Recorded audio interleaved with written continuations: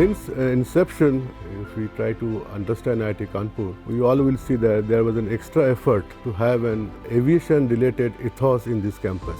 And when I say that, you will immediately see IIT Kanpur had a distinction that we had airstrip, we had aircraft.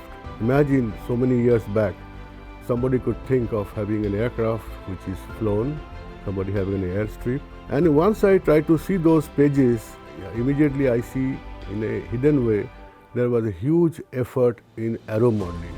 We must understand that aerospace those days was something very, very new. We needed some time to create HR in terms of students, in terms of faculties, to translate those knowledge into reality in a hardware platform. It took some time because education takes time, and as IIT Kanpur, the quality was extremely important, so the earlier generation did not rush it. Right? I remember Professor Vijay Gupta, Professor Rai Singhani, Professor Yadav, Professor Iyengar, how much time they put to make average student like me to be a student who could do something in life. It could be fate, or it could be a conscious decision on part of IIT Kanpur that the last decade has seen tremendous activity in the area of drones or unmanned aerial vehicles on part of IIT Kanpur. It's quite interesting to note that IIT Kanpur is the only institute in the country which has expertise in all three domains of unmanned aerial vehicles, namely fixed wing drones. So Professor Ghosh has been doing some exceptional work in this area for quite some time. Flapping wing drones, which has been led by Professor Devapam Das, who has built tremendous expertise and has solved some very fundamental problems related to flapping wing aerial vehicles. And last but not the least, the area of unmanned rotary wing aerial vehicles or unmanned helicopter drones. So Professor Venkatesan was instrumental in setting up a helicopter laboratory at IIT Kanpur, which has made tremendous strides in development of unmanned helicopters. So there are two dimensions were there. One concept of unmanned came, and that is helicopter came.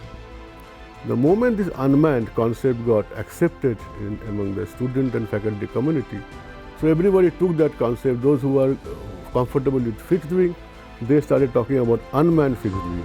Those who were confident about helicopters, they started working on unmanned helicopters. But the problem we faced that time was that after all, when you talk about a vehicle, you need subsystems. Engines we don't make, autopilot we don't make, sensors we don't make. Even manufacturing was not so easy, and as today we have open source algorithms, those things were not available. But despite having those restrictions, younger faculty, students, they started working and they took up whatever good for them. Somebody is good in algorithm, they started adding algorithm. Like Aurora integrated system, right? They started doing on autopilot. I remember they break open crystal and then started making it. The entire research in the area of unmanned helicopter was initially supported by Department of Science and Technology and later on by HAL and also DRDO. Sooner we realized that it is not possible to have a system unless you have a correct ecosystem in terms of manufacturing, in terms of testings, in terms of integration. So there the concept of startup came, and that changed the whole scenario. Some of the technologies developed at IIT Kanpur has now actually seen the light of the day through commercialization of that technology, through a spectrum of startups that has come out of IIT Kanpur. And there are quite a few of them which are making a big name, such as Arav Unmanned System, which was a startup from IIT Kanpur, VTOL Aviations, and now we have another startup called Endeavour Air Systems Private Limited. But all of this has not happened in a single day.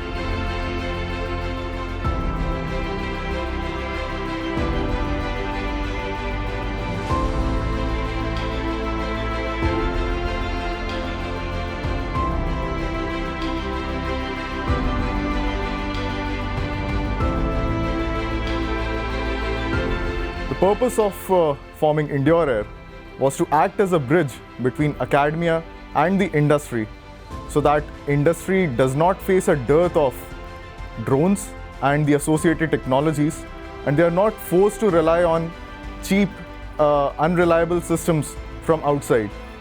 There were clear instructions from the mentors that we have to work on core technologies.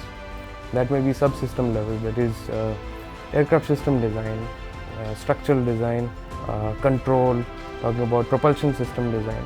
So multiple teams were developed and competence was built within the organization, and different domains were explored at core level.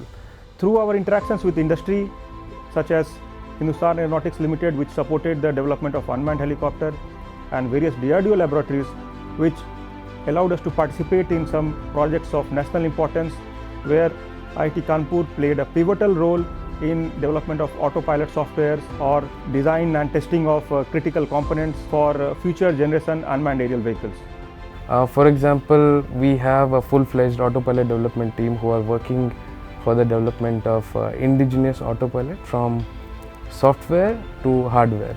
We have developed an expertise in composite manufacturing as well.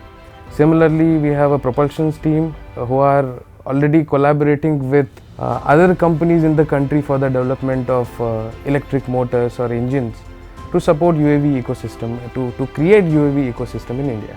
The impact of IIT Kanpur's research and development in the area of drones can be gauged by the impact it has had on the recent situations that has arisen in the country.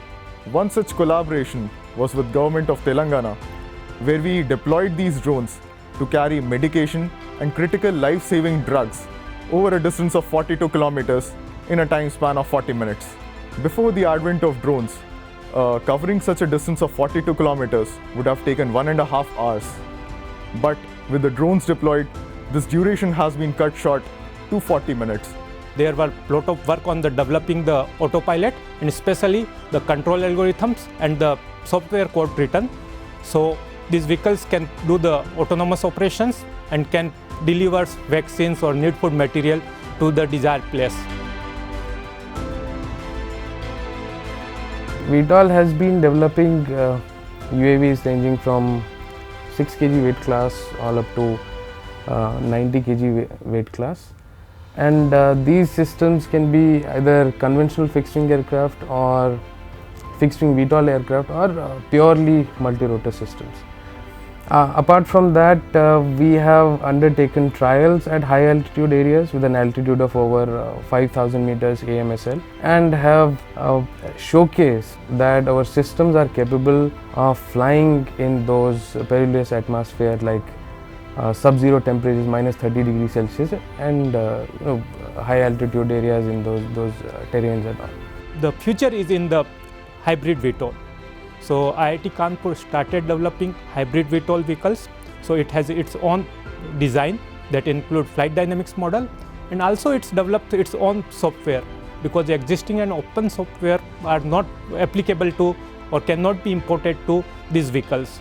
So this is the correct time where younger generation can ask that, yes, this is what we have achieved, this is what to be done, and the only way to do is academia, industry, collaboration.